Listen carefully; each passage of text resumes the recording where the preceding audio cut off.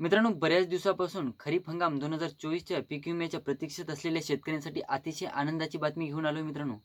मित्रांनो, आजच्या व्हिडिओमध्ये आपण काही निवडक जिल्ह्यांविषयी माहिती घेणार आहोत, ज्याच्यामध्ये पीक विमा मंजूर झालेला आहे आणि काही जिल्ह्यातील शेतकऱ्यांना हा पीक विमा वाटप देखील झालेला आहे.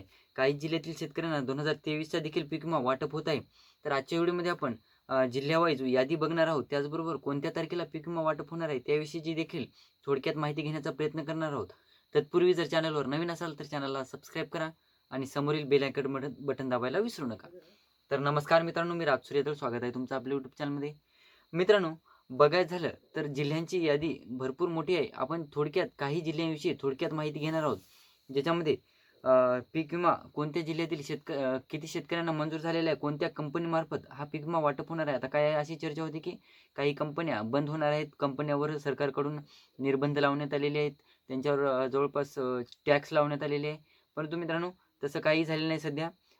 जवळपास बघायचं झालं तर पीक विमा वाटप होणारच आहे मित्रांनो. तर मित्रांनो, सर्वात अगोदर आपण नाशिक जिल्ह्याविषयी माहिती घेऊया, ज्याच्यामध्ये 3,50,000 लाभार्थ्यांना जवळपास 155 कोटी 74 लाख रुपयाचा पीक विमा मिळणार आहे. त्यानंतर बघायचं झालं तर लातूरविषयी माहिती घ्यायची झाली. हे जे जिल्ह्यांची नावं घेत आहे मित्रांनो, त्याविषयी प्रत्येक जिल्ह्यावाईज, महसूल मंडळावाईज तसेच गावावाईज मी सेपरेट व्हिडिओ बनवणार आहे. तोपर्यंत ही थोडक्यात माहिती जाणून घ्या. तर लातूर जिल्ह्यातील जवळपास 2,19,535 लाभार्थ्यांना जवळपास 244 कोटी 87 लाख रुपयांचा पीक विमा वाटप होणार आहे. त्यानंतर बघायचं झालं तर परभणी जिल्ह्याला 4,41,970 लाभार्थी शेतकऱ्यांना हा पीक विमा जवळपास 206 कोटी 11 लाख रुपयांचा हा पीक विमा वाटप होणार आहे. त्यानंतर बघायचं झालं मित्रांनो, तर बीड जिल्ह्याला सुद्धा पीक विमा 2023चा वाटप होणं चालू आहे आणि 2024चा सुद्धा वाटप होणार आहे. त्याच्यामध्ये 2024च्या पीक विम्याबद्दल माहिती घ्यायची झाली तर 7,70,574 शेतकरी लाभार्थ्यांना हा पीक विमा 241 कोटी 21 लाख रुपयांचा मिळणार आहे.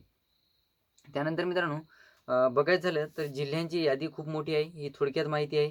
त्यामुळं सर्वात अगोदर आपण कंपन्या बघूया, ज्या कोणत्या कंपनीमार्फत कोणत्या जिल्ह्याला हे रक्कमा वाटप होणार आहेत. तर हिंगोली जिल्ह्यामध्ये HDFC अर्गो कंपनीमार्फत पीक विमा वाटप होणार आहे 2024चा खरीप हंगामाचा. यावर देखील मी सविस्तर व्हिडिओ बनवणार आहे. नांदेड जिल्ह्याला United India insurance company cooperative या कंपनीमार्फत नांदेड जिल्ह्याला पीक विमा मंजूर झालेला आहे आणि तो वाटप होणार आहे. त्यानंतर परभणी जिल्ह्यासाठी ICICI लोंबर्ड जनरल इन्शुरन्स या कंपनीमार्फत हा पीक विमा वाटप होणार आहे. त्यानंतर यवतमाळ जिल्ह्याविषयी बघायचं झालं तर रिलायन्स जनरल इन्शुरन्स LTD या कंपनीमार्फत यवतमाळ जिल्ह्याला 25% अग्रिमच्या अगोदर अधिसूचना काढण्यात आलेल्या होत्या. त्यानंतर 75% उर्वरित रक्कम वाटप होणार सांगितण्यात